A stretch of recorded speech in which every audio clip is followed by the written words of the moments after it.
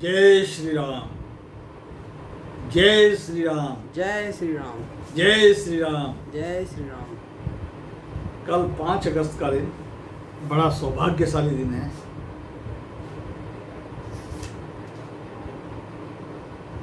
ये दिन कैसे आया, किस प्रकार से आ पाया है, इसके लिए 30 वर्ष पीछे जाना पड़ेगा। 30 वर्ष पहले जब राम जन्मभूमि आंदोलन अपने चरम पर था,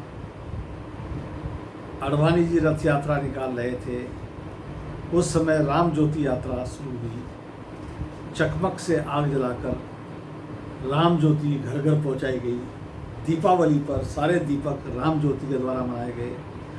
मुझे पता है कि मैं लक्सर में उस समय रहता था, तो लक्सर में राम ज्योति की यात्रा माननीय प्रमोद जी अग्रवाल के संयोजकत्व में बड़ी विशाल यात्रा निकाली गई और हिंदू हितों को प्रदर्शित करने वाले तमाम लोग वहाँ पर उपस्थित थे। ऐसी भव्य शोभा यात्रा निकली और उसके बाद दीपावली पर राम ज्योति से सब ज्योति जलाई गई, सारे दीपक जलाए गए। उसके बाद ऋषिकेश में एक बैठक रखी हुई थी, इसमें हमें प्रमोद जी और मुझे और एक व्यक्ति और 3 लोगों को उस बैठक में बुलाया गया था। हम ऋषिकेश में पहुंचे तो तत्काल वहाँ छापेमारी शुरू हो गई थी, धरपकड़ शुरू हो गई थी। इसलिए वो बैठक नहीं हो पाई। कह दिया गया कि जाइए, क्षेत्र में जाइए और कार्यकर्ताओं को भेजिए। एक पत्रक दिया गया जिसमें बताया गया था हमें कहाँ उतरना है। इस प्रकार से हम आ गए। तो प्रमोद जी के द्वारा और अपने एसओ के द्वारा पता लगा कि रात को सबके यहाँ छापे पड़ने वाले हैं, इसलिए सब सावधान रहिएगा। क्योंकि वो उस वक्त जो स्टेशन इंचार्ज था वो अपना स्वयंसेवक था, उसने हमको बता दिया था। तो हमने क्या किया कि सब प्रमुख स्वयंसेवकों को एक बैठक गोवर्धनपुर में आयोजित की। गोवर्धनपुर में निगरोध सिंह के यहाँ, और उस बैठक में सबको बुला लिया गया। रात में सबके घर के ऊपर छापे डाले गए, मगर कोई भी, क्योंकि सब लोग, सब प्रमुख कार्यकर्ता वहाँ पहुँच चुके थे, इसलिए कोई पकड़ा नहीं गया। ये श्री राम कार सेवा समिति के संयोजकत्व में सारा कार्यक्रम चल रहा था। श्री राम कार सेवा समिति के उस वक्त जिले के संयोजक श्री प्रमोद अग्रवाल, जो मेरे मित्र थे, परम मित्र थे, वो थे, और अशोक त्रिपाठी जी उस वक्त सह संयोजक थे उनके। गोवर्धनपुर की बैठक के बाद ये तय किया गया कि अब जिन लोगों के ऊपर प्रमुख दृष्टि है उनके अलग अलग जत्थे भेजे जाए। और हमने तय किया, पहला जत्था जो भेजा गया वो प्रमोद अग्रवाल जी के नेतृत्व में भेजा गया। तकरीबन 30 कार सेवक उसके लिए रवाना किए गए और वो सीधे अयोध्या पहुंच गए और बड़े अखाड़े में ठहरे। दूसरा जत्था उसके 1-2 दिन बाद भेजा गया। उसमें बिशन स्वरूप जी कश्यप, जो वर्तमान में नगर अध्यक्ष है बीजेपी के लक्सर के, उनके संयोजकता में बजरंग दल का भेजा गया था और बजरंग दल के तकरीबन 30 कार्यकर्ता उस जत्थे में गए थे। तीसरा जत्था प्रमुख कार्यकर्ताओं का, जो कार्यकर्ता क्षेत्र में काम कर रहे थे, संघ के कार्यकर्ता, उनका जत्था गया था। उसमें 13 लोग गए थे और उसमें भी मेरा भी जाना हुआ। और रहसी से हम, स्टेशन एक रहसी पड़ता है, वहाँ से हम सब लोग बैठे। और जिस वक्त गाड़ी धीरे धीरे जाते रहे, छिपते जाते रहे, अपने को प्रदर्शित नहीं किया। और गाड़ी जब लखनऊ पहुंच गई, वो लखनऊ पहुंचने पर वहाँ कहा गया कि अब ये गाड़ी आगे नहीं जाएगी, ताकि कार्य सेवक यहाँ उतर जाए और वो भटकते रहे, वहाँ तक न पहुँचे। अयोध्या नहीं जाएगी, आज्ञा नहीं जाएगी। तो ऐसा कहा गया। तो हमारे साथ एक कार्यकर्ता थे, डेंटिस्ट का काम करते थे, रविंद्र जी। उन्होंने कहा चलो मैं देख के आता हूँ। और वो ड्राइवर के पास गए और ड्राइवर से कहा कि भाई सही बताओ कि आगे ये गाड़ी जाएगी कि नहीं। तो उसने कहा कि आप चुपचाप बैठे रहो, आप कार सेवक हैं, ये कार सेवकों की वजह से किया जा रहा है ऐसा, इसलिए आप बैठे रहिए और गाड़ी जाएगी वहाँ। तो गाड़ी फिर धीरे धीरे चल दी। 1-1.5 घंटा बाद वहाँ से चली और हम सब कार सेवक आराम से बैठे रहे। और करीब 4, 5, 6 बजे के आसपास अयोध्या से पहला, फैजाबाद से पहला एक स्टेशन पड़ता है सुहावल, वहाँ हमारे उतरने का था। वहाँ के जो स्थानीय निवासी थे, एक राजभाया था, नाला था एक, और उसके दूसरी तरफ खड़े हुए थे। उन्होंने ज़ोर से आवाज़ लगाई, राम लला हम आएंगे। हमने आवाज़ दी, मंदिर वहीं बनाएंगे। और ये अपने से नारे को गुंजाय करते ही तुरंत चैन खींच दी गई गाड़ी की, और चैन खींचकर हम सब कार सेवक उतर गए। हमारे में से कुछ लोग स्टेशन पर उतरे, कुछ लोग दूसरी तरफ उतरे। दूसरी तरफ सामने की तरफ वो वहाँ के स्थानीय कार्यकर्ता खड़े थे, और हम लोग वहाँ से सीधे उस रजभाई के पास पहुँचे। वहाँ उन्होंने लकड़ी के फट्टे लगाए हुए थे।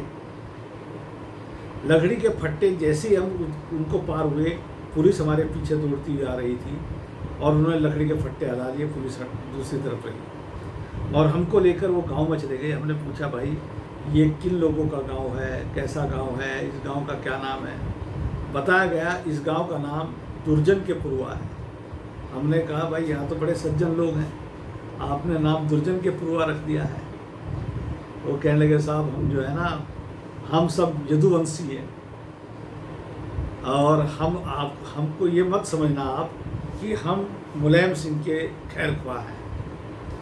हम मित्र सेन यादव के खैर ख्वाह हैं, जो उस वक्त वहाँ के कम्युनिस्ट के विधायक और सांसद रहे थे। मैंने कहा, भाई वो तो और भी ख़राब मामला है। मन ही मन सोचा, मुलायम सिंह से भी खतरनाक कम्युनिस्ट होते हैं। तो हुआ क्या कि हम रात को, मैं सारी रात जगता रहा, क्योंकि नेतृत्व तो मेरे हाथ में था उस समय के कार सेवकों का। तो रात भर मैं जगता रहा। हमने वहाँ थोड़ा बहुत खाया, चावल वगैरह, भात वगैरह बन रहा था, वो खाया। और जहाँ पशुशाला थी वहाँ पर पत्ती बिछाकर हम लेट गए पशुशाला में। रात भर गोबर की इसकी बदबू आती रही, कोई बात नहीं। तो रात में फिर मैं 3 बजे उठा, जगता रहा पूरी रात। मैंने 3 बजे उठ कर सब कार सेवकों को जगाया। 20-25 के आसपास कार सेवक रहे होंगे, और उनसे कहा कि अब आगे हमको उतार दीजिए। और उन्होंने हमको जो था पगडंडी के सहारे आगे उतार दिया कि सड़क से जाना तो ठीक नहीं है, हर जगह पुलिस मिलेगी, आपको गिरफ्तार कर देंगे। और हम रात भर चलते रहे। तकरीबन 10 बजे के आसपास हम एक बाग में पहुँचे। मैं आपको बता दूं कि उस वक्त अक्टूबर का महीना था, वहाँ उमस भी थी, तो नालियों का पानी हम लोग पीते रहे। वहाँ जो नाली चलती थी उसका पानी पड़ा हुआ था, ट्यूबवेल वगैरह का, उसी पानी से अपनी प्यास बुझाते हुए हम वहाँ बाग में पहुँचे। उस बाग में हमने सोचा चैन से रहेंगे। अब जब भी समाचार आएगा तो हम अयोध्या की तरफ कूच करेंगे। वो बाग तमसा नदी के किनारे पर था। आप सब लोगों को पता है कि तमसा नदी पार करके भगवान राम गए थे बाहर की तरफ। तो उस तमसा नदी, तथाकथित तमसा नदी के दर्शन करने का हमें सौभाग्य प्राप्त हुआ। उस बाग में हम ठहरे हुए थे, रोज़ शाखा लगाते थे, सुबह शाम गिरी थी, सब कुछ चलता रहता था। 2-3 दिन तक तो चलता रहा, 4 दिन तक इस तरह से। 2-3 दिन बाद अचानक जो है पुलिस ने हमको घेरा दे दिया, और उस वक्त मैं शाखा लगा रहा था, मुख्य शिक्षक का दायित्व मैं निभा रहा था। एक संघ चालक जी थे कोई उसमें, वो मेरे सामने खड़े थे प्रणाम अधिकारी के रूप में। और उस शाखा में उन्होंने आते ही उन्होंने कहा, जब प्रार्थना हुई, प्रार्थना के बाद उन्होंने कहा कि यू आर अंडर अरेस्टेड।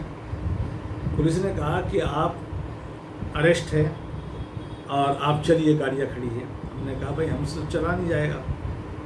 हमने कहा, सब लोगों को मैंने बैठने के लिए उपनिषद की आज्ञा दी, और सब लोग बैठ गए। हमने कहा, सब राम धुन करेंगे और गीत गाएंगे, और बात अकेला मैं करूँगा।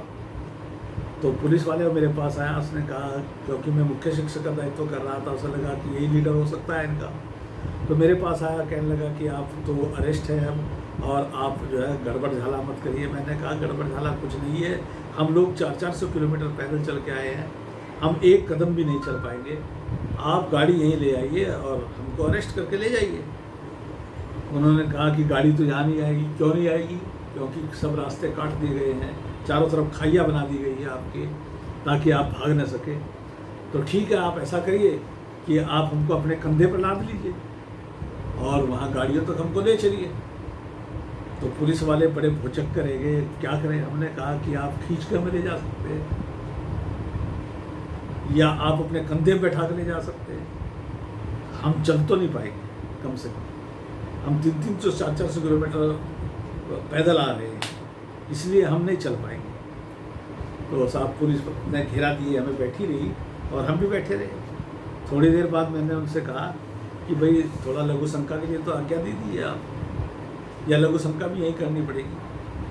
तो पुलिस वालों ने कहा कि जाइए आप लघु शंका कराइए। तो मैं चला गया। सबसे पहले मैंने इशारा कर दिया। राणा जी मेरे साथ थे, जो वर्तमान में भारतीय किसान संघ का काम देखते हैं। तो मेरे साथ थे, मैंने उन्हें इशारा किया कि मैं जाऊंगा पार नदी के, और मूत्र त्याग के बहाने धीरे धीरे बढ़ते बढ़ते आगे बढ़ता रहा। तमसा के किनारे पहुंचकर तमसा में मैंने छलांग लगा दी। वो तमसा कैसी थी कि उसमें कीचड़ भरा हुआ था।